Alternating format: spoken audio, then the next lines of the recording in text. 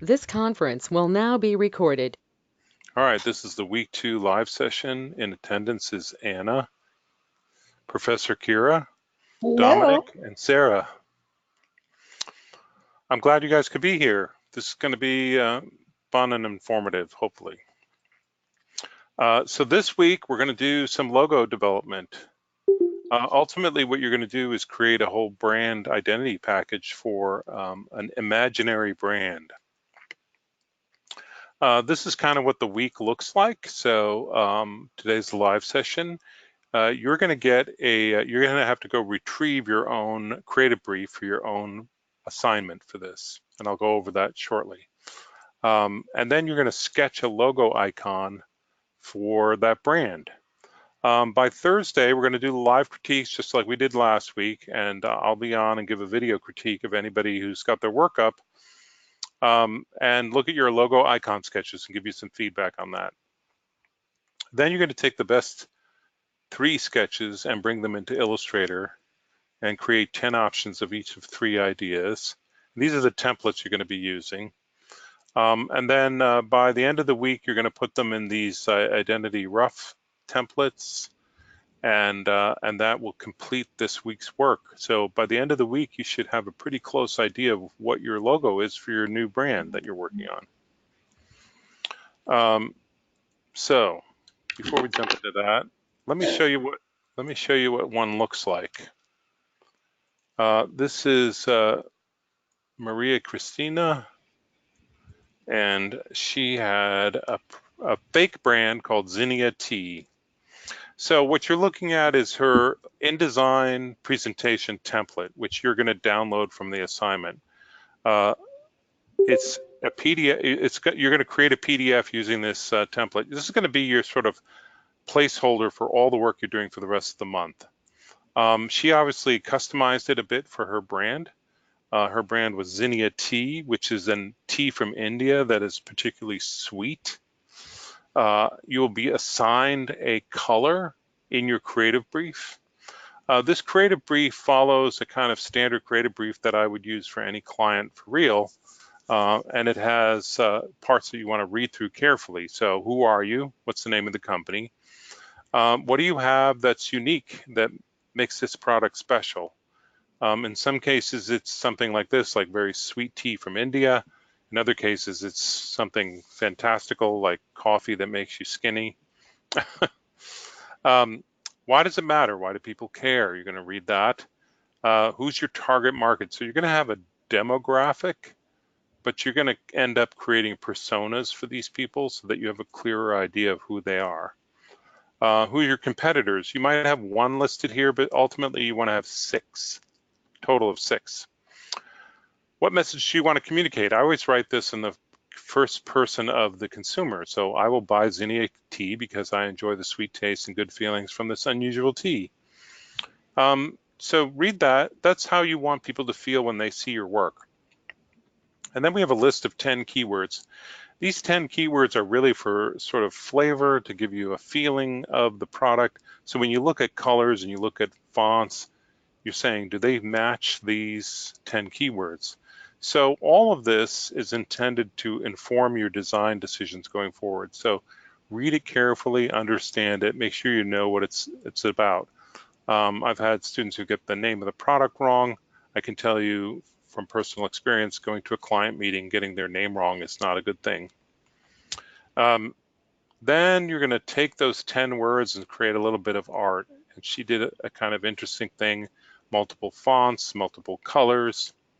This is not something that's due right away. It will be due by the end, but it's intended also to inform your design decisions. This is where you do personas. So taking the demographics you've been provided, you're going to look at each, create 4 different sort of real people.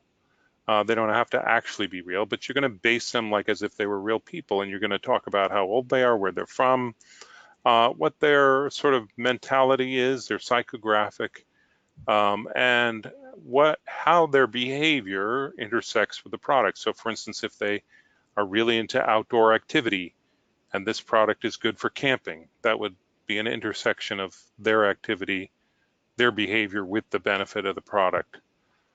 This is not going to be graded very harshly, but I want you to do this as an exercise to really sort of get a feel for how marketing works. And this will, again, inform your design decisions. Next up, we have a page called Inspiration. And on this page, it's almost like your own Pinterest page. You can put things that are inspiring for this project, things that were designed by others that you like, reference material, nature, things like that. She liked this henna tattoo thing going on. These are zinnia flowers. This is gathering tea. So some interesting things she picked up on for her Indian tea. And then we have competitors. As I said, you want to have 6. What you're doing here is really looking at what other people are doing so that you see where you fit into the competition. How are other people approaching this? And this is what the consumer will look at when they look at for tea. Then we're going to do a little bit of fonts. I know you haven't had typography yet, but you're going to find what we call display fonts, which are fonts that have a lot of personality and not a lot of legibility, but that maybe you could use for logo type or headlines or things like that.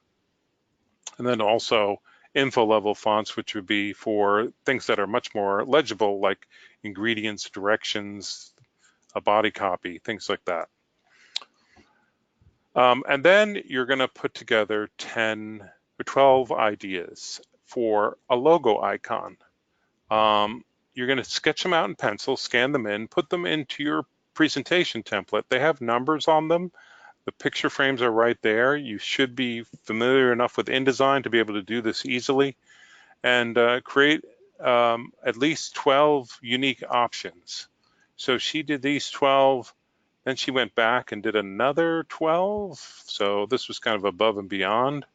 But I think she got a little close with this. She did the henna tattoo. She had hands cupping a zinnia flower. She had this idea with the bee in the flower. And then she came up with these 3 concepts. So the first one was a teacup or teapot, a flower, and the hand with the zinnia. Now, what she's doing here is testing out different logo icons and different fonts to see what works. They're all the same concept, or basically the same concept, but different options. Then she's going to take the best one of each of the 3 and put them into this template, the logo test template, to just see how they work. If they were on a letterhead, on a business card, would you be able to read it? Would you be able to see what the icon is and make sense of it? So there's 1, 2, 3. She liked 3, but instead of the zinnia flower, she ended up doing a bee because this this tea is very sweet, and bees are kind of associated with honey and sweetness. And so this became kind of an interesting icon for zinnia tea. This is her black and white logo. We do a color exploration. This is going to be later on next week. Color exploration based on your assigned color. A color logo. Color palette with all the specs. You're going to do this next week. And then an identity package, which is business card, letterhead, and envelope. And then put all that into a mock-up, looks like it's printed, to show how your brand is starting to come together, how the color palette, the logo icon, different graphic elements may be used to sort of bring it all together as a brand. She added some additional elements which are not part of the assignment just because she had fun with this. So there's her teacup, her tea bags. And then she did a package design. You're going to do a package design digitally. She was on campus, so she did one printed out physically. So there's 1, 2, 3, 4 options. And then she printed it out, assembled it, and did a photo mock-up, a photo shoot of it. So that is the entire project in a nutshell, real quick. Any questions right off the bat from all the information I've just given you?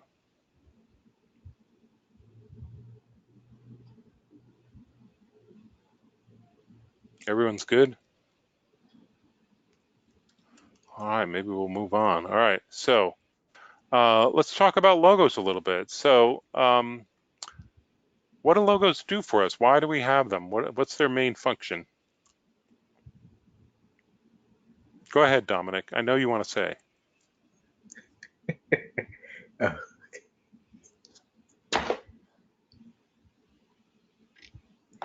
a tongue tied right now. I don't know. You don't know. Um, Logos provide visual identity, right? So instead of really having to read the name of the company, you see a visual and you get it. Even these word marks like Coca-Cola, they have a distinctive visual look, and they're promoted with billions of dollars of marketing money all over the world. So we recognize them right away. If you look at this sort of smattering of logos, there's different types of logos. There are what we call word marks, which are just sort of the word written out in a distinctive font. FedEx, Google, Coca-Cola. There are emblems like Harley Davidson and Starbucks, where the type and the icon are sort of combined into one thing. And then you have a logo type, an icon and logo type, like Pepsi, Toyota. This is the kind of logo we want you to do this month. So an icon logo type. The reason for that is there's a lot of great functionality you get from this type of logo. And being that you're not expert letterers, so that would not be a good one to do, like a logo mark. This is sort of a combo mark, Burger King. So that's really where we're headed. If you think about it, these icons go back to medieval times when people couldn't even read. And if you wanted your shoe fixed, you went to the sign of the cobbler. Not really sure what this one was about. Seems kind of painful. Um, this is an old painting by John Singleton Copley, and it is the Battle of Jersey off the coast of France, in which the English repelled the French. It did not end well for Major Pearson. If you look at this painting right away, you see the color of the uniforms, the color of the flag. Color brings people together for good or for evil. The flag essentially functions as an icon, logo, and the uniforms, this color I'm saying, sort of brings everyone together. So this is sort of built into our DNA as humans. Like, we want to be part of a tribe, part of a group, a clan. And color is a great way of us sort of hanging together. If you look at this painting by David, can you all see the logo in there?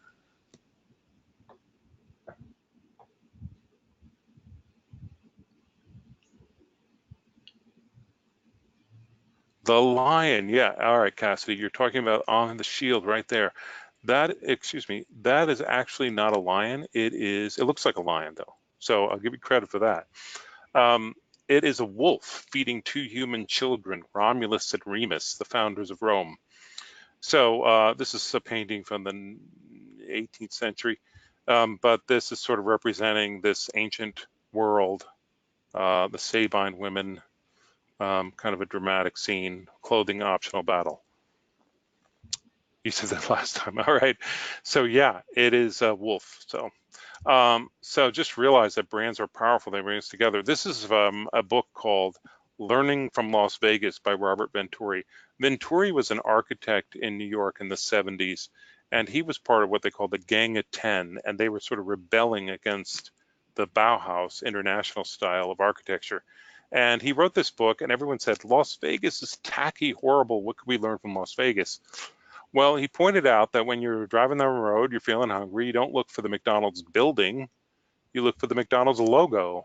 The logo then becomes more important than the architecture, and brands more important than anything else. So he was pointing that out back in the 70s, and certainly with the internet, logos become even more heightened in terms of its importance. Here's a logo. We've all seen this. This logo is set up the way I want you to think about your logo. So the proportions, the size, the elements. So first of all, you have an icon. Full Sail has an airplane for an icon. Does anybody know why Full Sail has an icon of an airplane?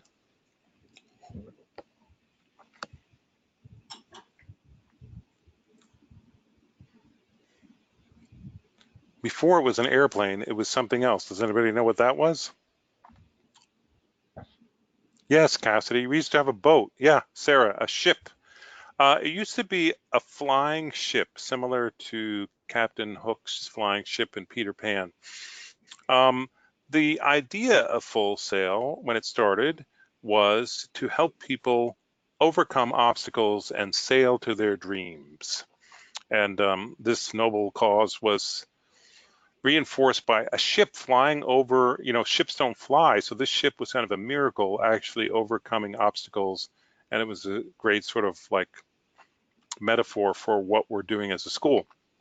Well, from what I heard, the illustrator sold the image to Disney, and Disney said you can't use that anymore. And so they said, we've got to come up with something else quick. Well, they used to fly a lot of people down here for visits, and one of the owners of the school owned a plane like this. So they decided to use this plane. They thought it was a little more high tech than a ship, which it is. What it lacks from the ship is paradox. So planes actually fly, ships don't. So it becomes a little more ordinary, but it's coupled with the words Full Sail. So boy, is it odd. Now, if you were to make a logo for the school today, you probably wouldn't call it Full Sail and use a plane for the icon. But what we have is an interesting story, right? And that's a little bit about what logos do. They tell us an interesting story. They give us something to think about. All right, so the icon paired up with the logo type becomes what we call a logo lockup. And this is what I would call the vertical lockup of the logo. You could also have a horizontal lockup. But once and we use the words lockup because we don't want to change our logo over and over again. You want to sort of get it settled and use it consistently throughout all the elements that you're going to create. Any questions or comments at this moment? I've been talking a lot and no one's interrupting me, which is permitted.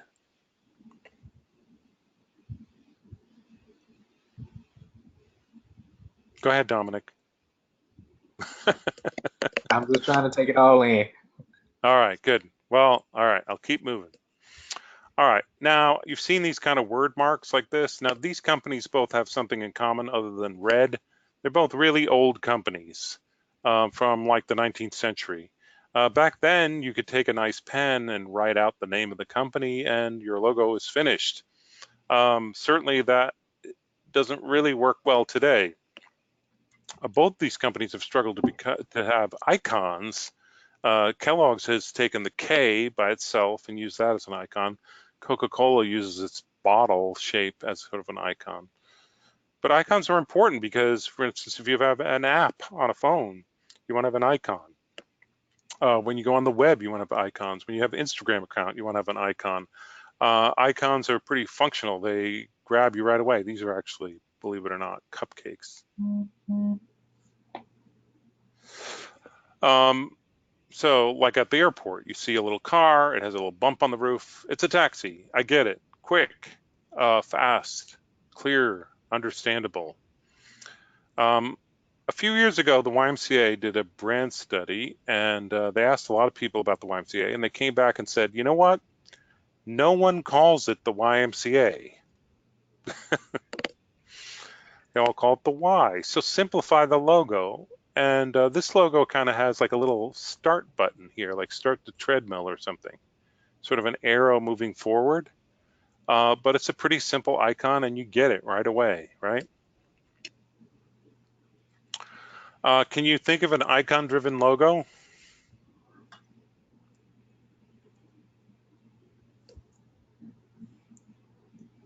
Somebody's going to come up with something. Or this lecture will be very long. Nike, Kira, thank you. Yes, Nike has the swoosh, right? In fact, they've made it so popular that they don't even need the logo type anymore. The icon truly runs the brand. And that's the result of billions and billions of dollars of marketing money put behind that logo. Any other logos?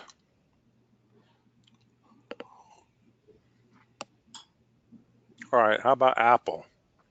You've seen the Apple logo. Why does Apple Computer have an Apple logo? Why is it an apple?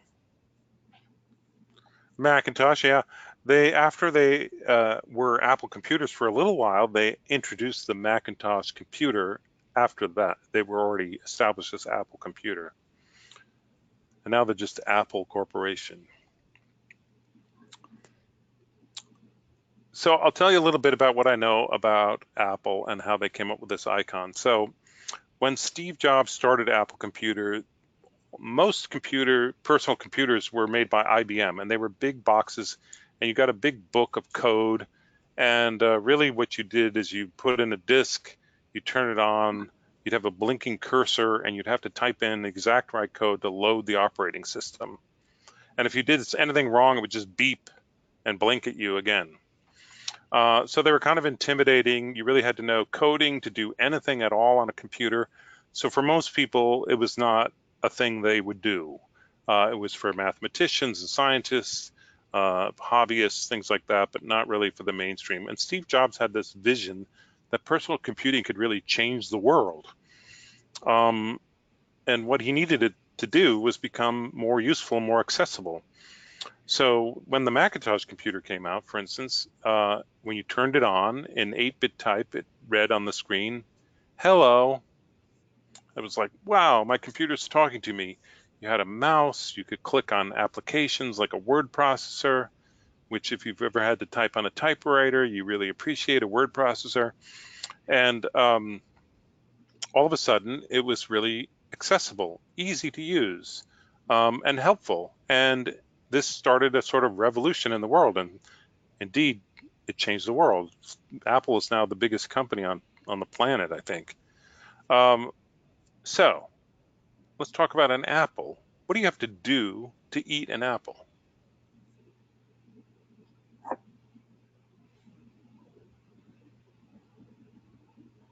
Bite it, Sarah. That's right. Yes, bite it. Yes, all you have to do is take a bite. You don't have to boil it. You don't have to soak it. You don't have to peel it.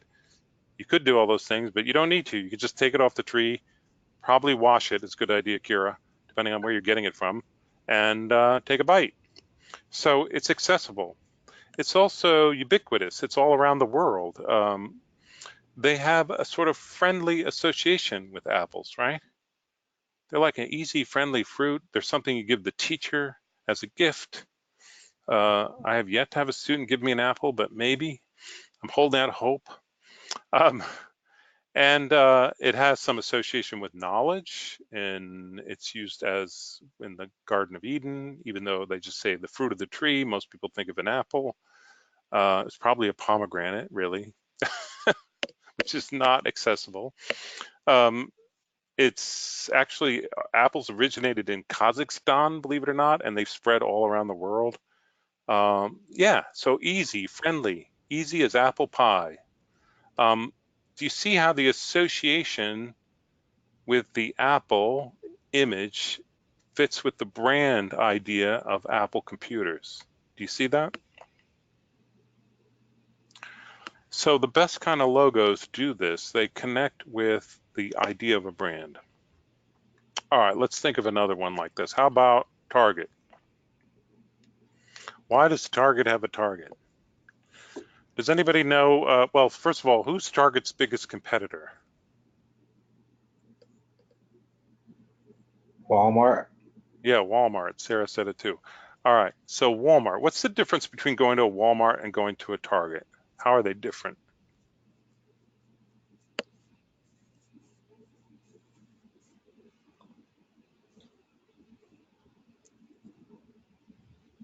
Cassidy says service. Sarah says Target is pricey. Yeah, maybe a little more.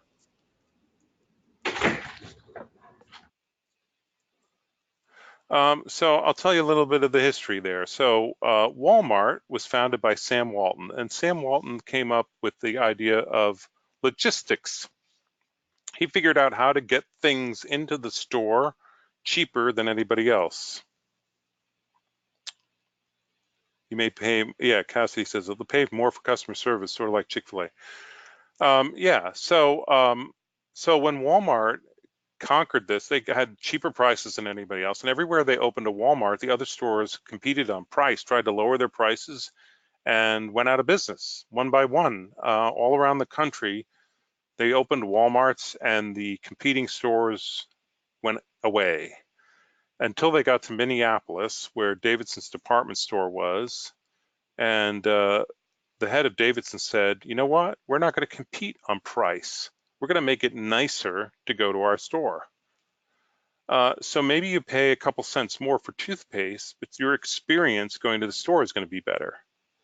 And we're going to change the name to Target because we're going to be focused on what you really want and what you really need. And it worked, right? They're still around. The two stores compete, and as you said, Target's a little more expensive maybe than Walmart, but Walmart, you have to walk a quarter mile to the back of the store to get what you want. And there might not be as many people who know what they're talking about. A lot of people have reported that, Walmarts are messy and confusing. Target is clear. One of the things about Target that they do so well is they have very consistent branding, and this red color, as you know, is everywhere.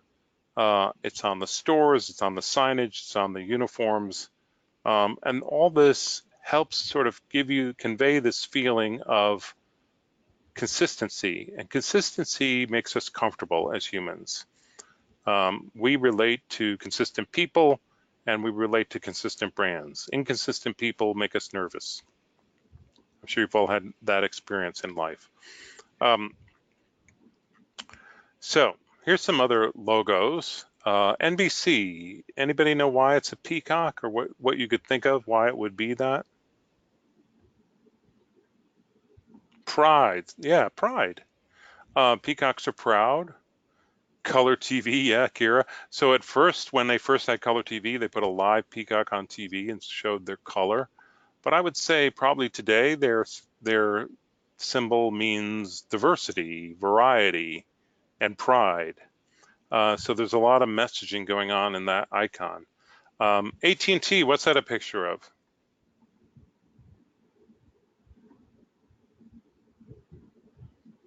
The world, yeah. It kind of looks like the globe, and there's like information zooming around the globe at the speed of light. AT&T actually stands for American Telephone and Telegraph. It's Alexander Graham Bell's original company, but so it's kind of fun. It's like going at the speed of light around the globe. New Line Cinema, what are they saying here? What's the image tell you?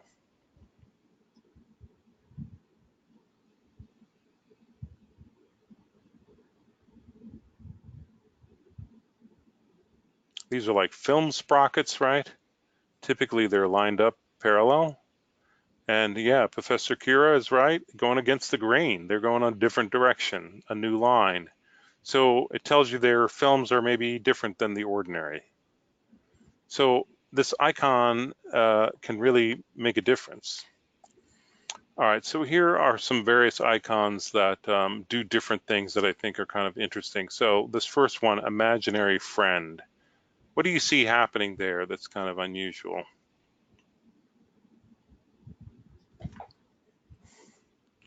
Let's make this bigger. It's bothering me. Yeah, the seesaw is going down, and yet there's nobody there, right? So it's what I would call paradox. This one I don't like. I'm getting rid of that. All right, so, and then this next one, paint the city. What's going on there, this one?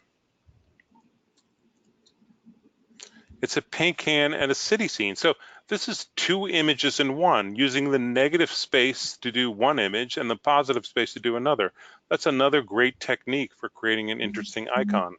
Maritime law. So this is the scales of justice, but they've been altered. So taking an ordinary object and altering it to make it something new is another idea. Same thing with the barcode. That's kind of like doing the same idea, like, oops. Sorry, I'm working on my design of my slide as I'm talking. All right. Yeah, so taking an ordinary image and making it something different and new. This embassy landlines, if you see in the negative space between the E and the L, a telephone. Negative space can help you. I'm going to delete this one. And this one, I don't like that one. All right, so gym guide, what do you see in that one?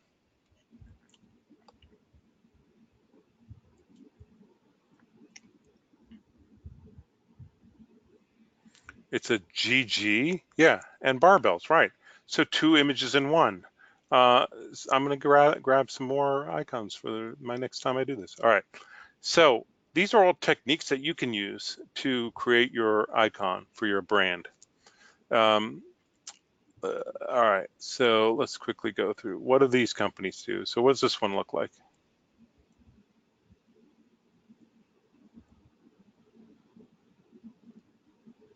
The wine bottle, right? Yes, wine bottle and corkscrew. How about this? What's this one look like?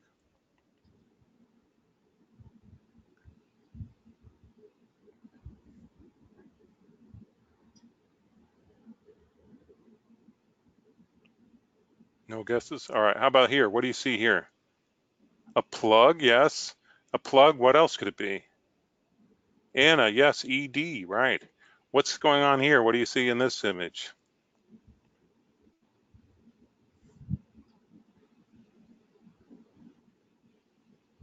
A spoon and a fountain pen, yeah. So what do you think they do, Sarah?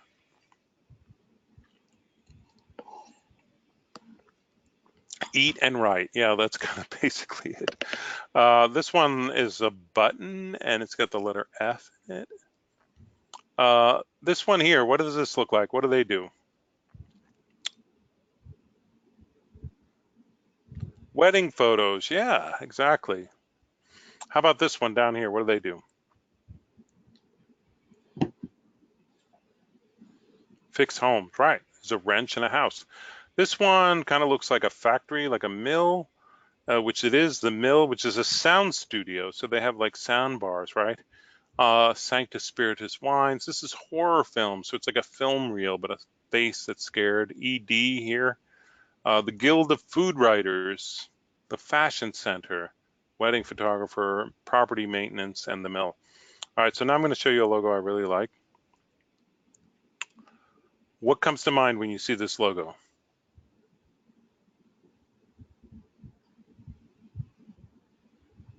Yes, Sarah, glass half full, right? When you can create something where the viewer fills in the punchline in their own head, you've created something memorable and really cool. This uses paradox, right? So visualizing something impossible and the combination with the word really sort of brings it to mind, glass half full. All right, now I'm going to show you some work by Louise Philly. Now, Louise Philly is a designer in New York City. She does restaurants. This is a restaurant logo. She does everything she does has a certain style to it that looks like maybe from the 1920s or the 1930s. It feels from a time, an era gone by. It's another restaurant. It looks like a stamp from the 1920s. A line of food, Piccoline, and again, she sort of sparks your imagination, which is what I really like about her work. It sort of takes you to a different place. This is a wine bar, artisanal. What comes to mind when you see this? Can you picture what it's like?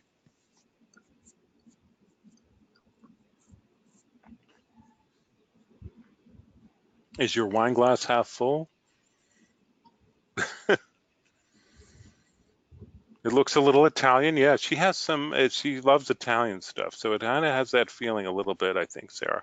When I see this image, I just picture that they've got fantastic cheese from some farm upstate New York. I just picture a sunny day on Park Avenue downtown and near Washington Square Park, and there's wine and good cheese. It kind of sparks your imagination, right? This is another restaurant she did in New York called Marseille, and I can just hear the music and the seafood and the wine. Meanwhile, you can see these people in winter coats, but it has a kind of summery feeling to it, like the south of France. All right, so here I'm going to play a video of Louise Philly interview, and if there's anything problem with the audio, just text me and I'll try to fix it. But hopefully this will work out. And take a look at Louise Philly.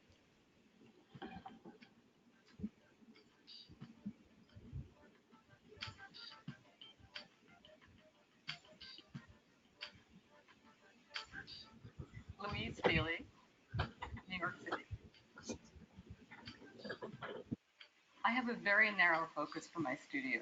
It's the only three things I'm interested in: food, type, and all things Italian. New York is a city of specialists, and this is a place where you can have a studio totally devoted to book jacket design or food like I do.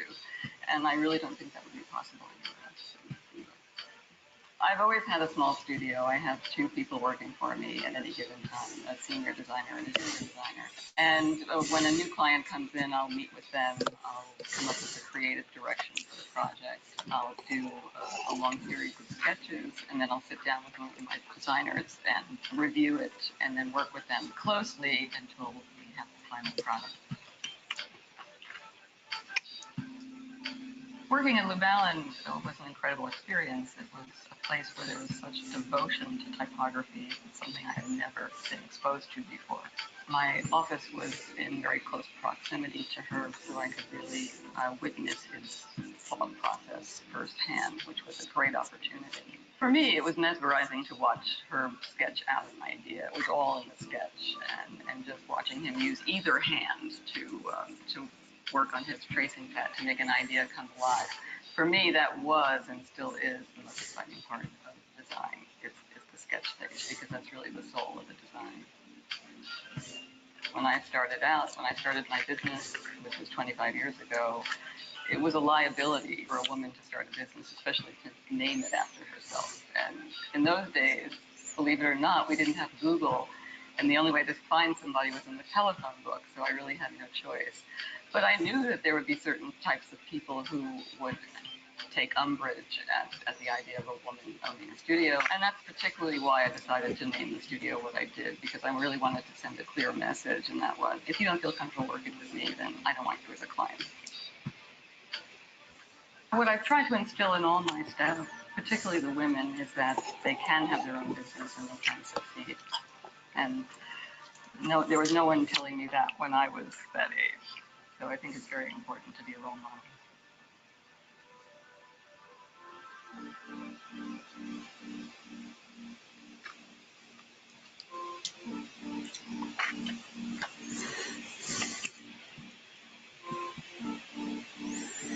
All right, what do you guys think of Louise Fili?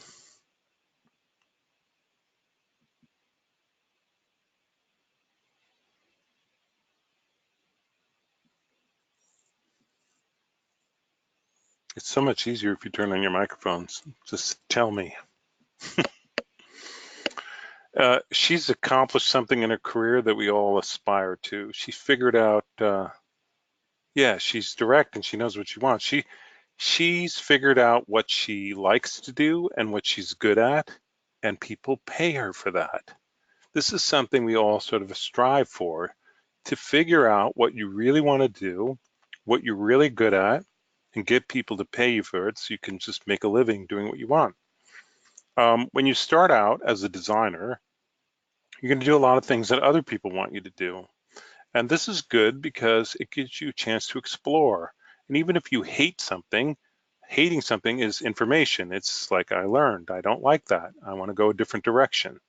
So when you download these creative briefs, you'll see a certain sort of style to them or some direction that maybe you haven't gone before. And I encourage you to embrace that, try it out, see where that takes you, and learn from the process of what you like, what you don't like. Does that make sense?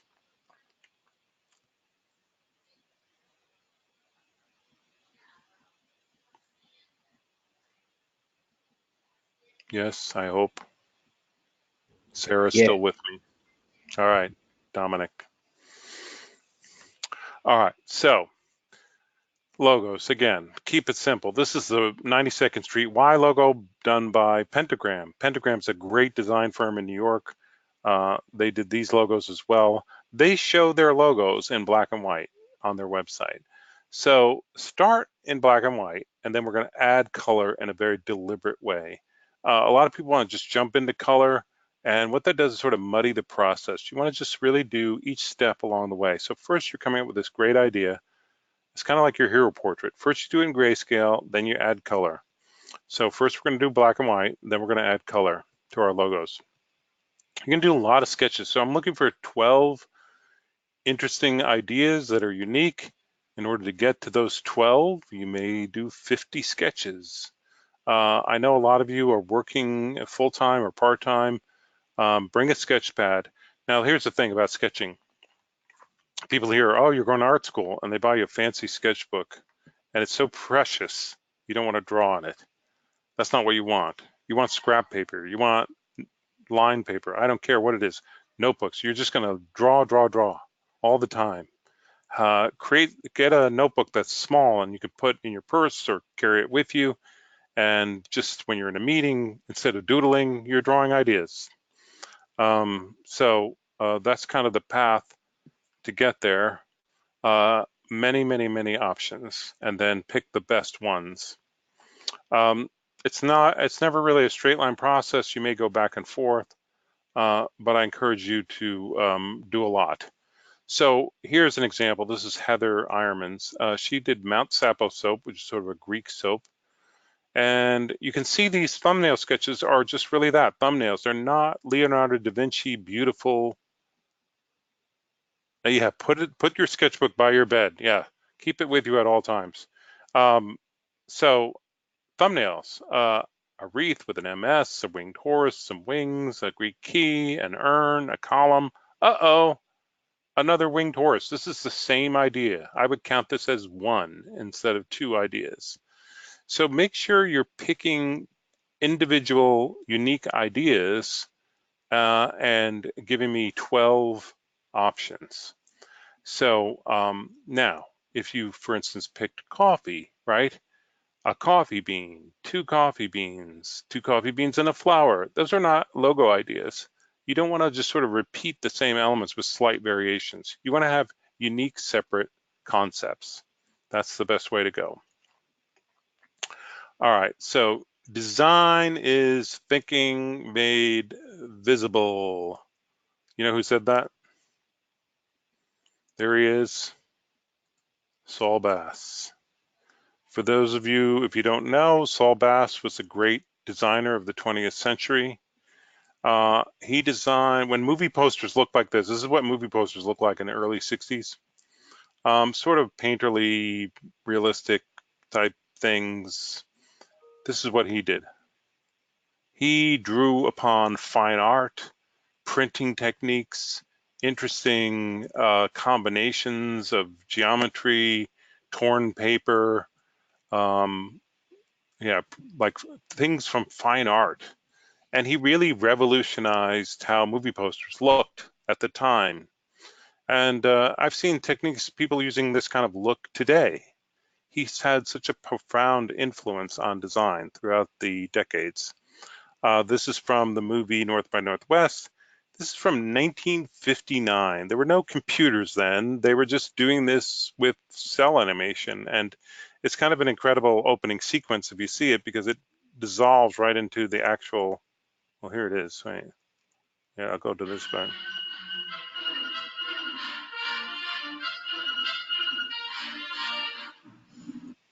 That's a little bit.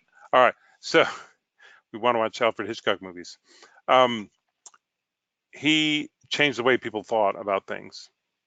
And he was good at logos. He did a lot of major companies' logos. So this is Bell Telephone, AT&T, Pan Am, Girl Scouts, Lowry Spices, United Airlines, ADP, Continental Airlines, United Way, Warner Brothers, believe it or not. I forget what this one is. Rockwell Aerospace, Dixie, Kleenex, Quaker, Fuller Paints. So he had a knack for icons, logo icons. Now, I've put a video that you can watch. I'm not going to show it to you now, but it's about this kind of logo setup. Icon, logo type, icon, logo type. He explains why this is a functional, well done logo. So if you go on the assignment, and I'm going to go over it before we quit tonight, you'll see this video. So a lot of people get confused. When they hear logo, they think the name, they write out the name, they start working on type. Don't do that. Icon first, add type second. That's how you're going to work. This is a vertical lockup. This is a horizontal lockup. You want to create this, set it in place, and not change it as you use it in the future. A little more examples for inspiration. This is Charles Anderson Design Company out of Minneapolis. This is how they show their logos on their website. They show them black and white, and certainly some great sort of iconic images. Here you can see this is for Nike. This is a Nike swoosh built into the baseball player. Warner Brothers. They did this stuff for Turner Classic Movies. You could just get it right away. The gangster, King Kong, the sophisticate, and the Queen. They also did this for a company called Custom Ink. And so what do you see in the negative space?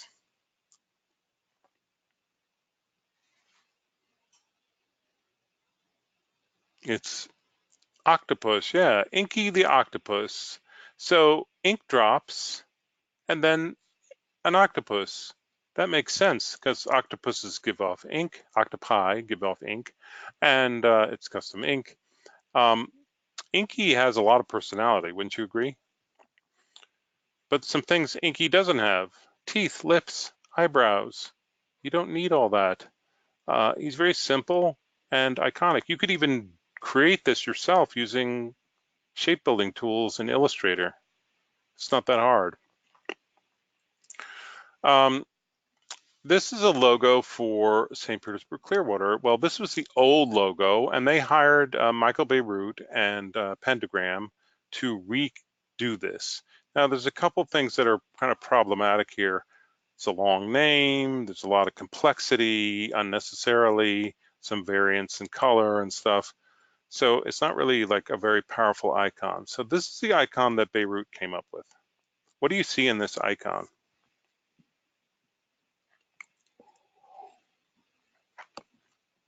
Yes, Sarah, wind, the waves. Do you also see SPC, St. Petersburg Clearwater? Yeah, so Bierut does this a lot. He puts a lot of sort of Easter egg in there. But if you don't see that, it really doesn't matter. Now here's what he did with the icon. So he put the type in a ring. So this is more like an emblem. This looks really cool, right? But there's a problem with this. When this logo gets small, the type becomes illegible because it's linked to the icon like this. So to combat that, he created a second lockup with the type outside, and this works better for small space. Now, Bierut is a sophisticated designer and he knows what he's doing, so he created a whole system. When you see it together, there's the emblem, it looks very large, and there's the lockup and the business card when it's small. The icon is great, used full bleed on the back. It sort of becomes a placeholder for all the elements of St. Petersburg Clearwater, the nightlife, nature, the beach, all these things. And it worked really well. They're still using it today, but they created sort of like a 3D version of it that I'm sure Bierut cringes every time he sees it. This is also Michael Bierut, the Fort Worth Museum. What do you see in the icon here?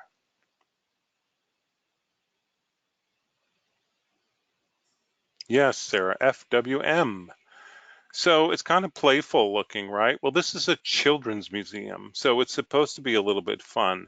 So these icons, even though they symbolize the letters, they also sort of like toy-like. They look like building blocks. They could be funny hats, and they become a little flag to signal the logo in a nice way. Full of color too. This is by Lure Design, which is a local firm here in Orlando, but nationally recognized, and Jeff Matz, who runs it. So you can see the icon becomes a sort of flag to draw you in, and the type is very legible. There's another one by Lure, Beetle, which is beaded jewelry for charity, and you can see how this looks like jewelry. And then the type is legible, but it sort of has a rounded feeling that feels like the icon. So you're going to pair up type with your icon when you get to the task number 2, and you want to like figure out what works together. Here's another one. This is a Mexican restaurant. So this looks like a Mexican tile, a little icon to try to draw you in, and then simple type that looks really clean and nice. This company is called 3B. I love their logo. What do you see in the icon here for Dixon's Apple Orchard?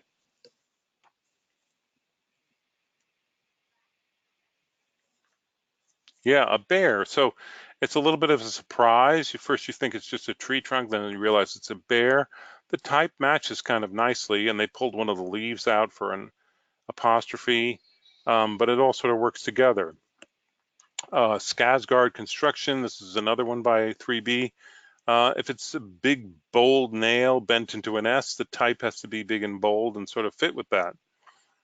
With this one, Latitudes, it's kind of an orange globe, excuse me, and the type kind of matches the angle of the globe. It works together. So you're trying to figure out that type that works together with your icon. This is the work of Von Glitzka, Glitzka Studios, great icon logo designer. His videos on Lynda are great. If you watch any of them, they'll help you going forward.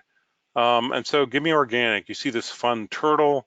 He's got negative space sort of defining parts of him, but very simple. No eyebrows, no eyelashes, no pupil, no teeth, no lips, but he's a lot of fun, right? And there he is on the roasted sesame seaweed snacks. Say that 3 times fast. This is another one by Von Glitzka. Now, Von Glitzka is a master at custom lettering, and so he created this Tommyknocker logo, which is not, it sacrifices legibility for a distinctive look. But I want you to look at this icon of the miner. So the way he works this is he'll draw this on a pad, sketch it out, get a really tight sketch, bring it into Illustrator and pen tool half of it, and then flip it. And then he bends a couple of things just to make it asymmetrical. So this is a great way to work. Like if you just save some time, do half, flip it, and then bend a few things. There it is on t-shirt. Brown maple nut brown ale. Sounds gross. Put it on pancakes. I don't know. Weird beer. This one, what do you see there? A snake wrapped around a bottle. Yeah, there's no bottle, but the negative space sort of gives you the bottle. Now here it is, the naked grape. What comes to mind when you see the naked grape with a snake?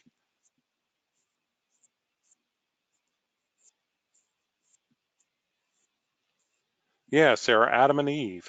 Now, Adam and Eve is a story of maybe a little bit of hedonism, indulgence. So maybe that works for wine. Maybe not a wine that you would have in church, but nevertheless. All right, Big Ass Fan. So the company comes to you, they say they're called Big Ass Fans. So what do? You got to draw a donkey, but not from the side, you got to draw from the back. Von Glitzka did this great icon with this donkey and negative space, sort of defines parts of the donkey really well. He created this sort of containing shield around him. The ears poke out a little bit. It's quite well done, right? It really gets you. And what do they make? They make really big fans. That's a good logo. All right, so those are kind of for inspiration. Now, let's look at the assignment quick before we go. I am going to go to Firefox and go to the assignment. So this is what the assignment looks like. Dismiss. Logo development. There are 3 tasks for this week. So task 1 is create your, first you got to get your creative brief. So click here. This takes you to a Google Doc. Some people, including Sarah, have signed up for their brands already. Type your name in here, click here, and download the InDesign file that is your creative brief. That's the step 1. Once you get that, you're going to incorporate that into your presentation template. Now, this presentation folder has an InDesign document and linked Illustrator files and a Photoshop file as well. So keep them all together, stay organized, and you'll do great. You're going to add your creative brief to this presentation template in InDesign. Create a logo icon. So as I said, this is the way we're working. So icon first, logo type second. Post that to the discussion so we can give you some feedback.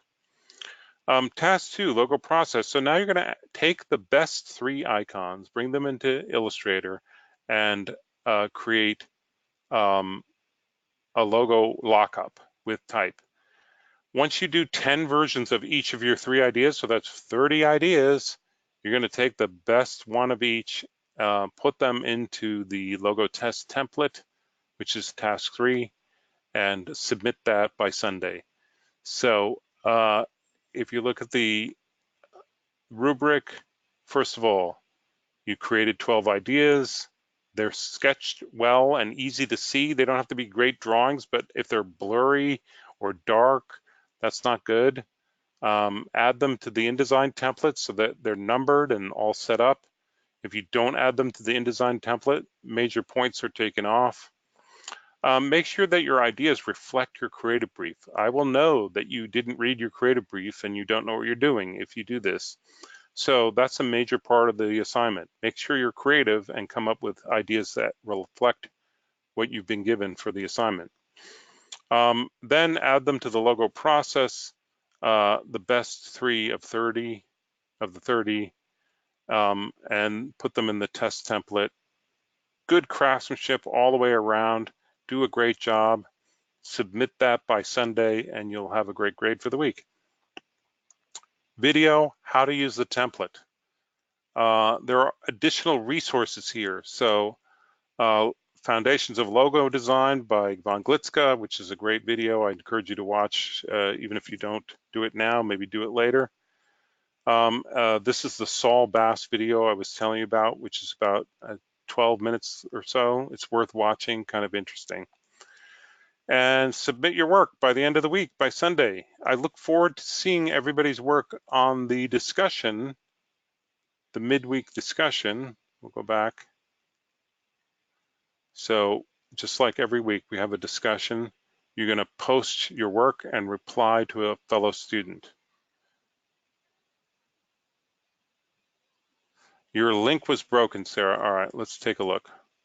So if I go to this one, I tested it earlier today to make sure.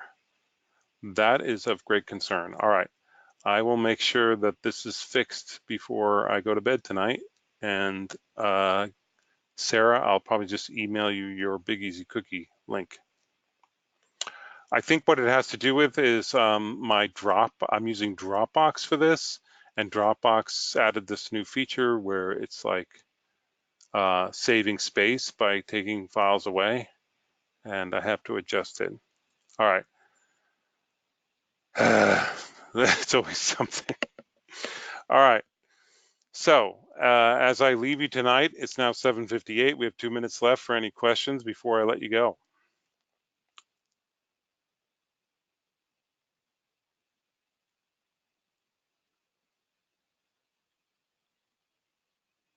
No questions? Everybody's got it? Professor Kira, any comments?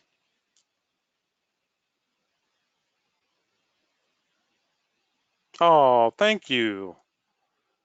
It's nice to hear that.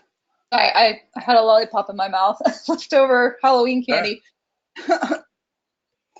One thing I will tell people is next month when you have TPL, there are a lot of similarities to this creative brief process that Peter's walking you through. So this should prepare you for months to come. Awesome. Yeah, that's what we want to do. Prepare you. That's our total goal here. All right, guys, I'm going to end the recording.